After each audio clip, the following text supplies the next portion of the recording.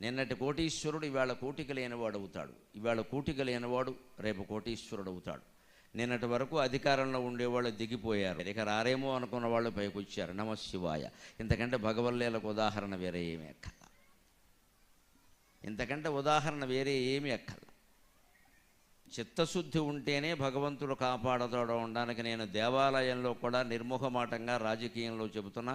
చిత్తశుద్ధితో నాకు ఇచ్చిన సీట్లు చాలు, వాటిలో గెలిస్తే చాలు అన్న పవన్ కళ్యాణ్ 23 చోట్ల నెగ్గాడు, 23 చోట్ల నెగ్గాడు.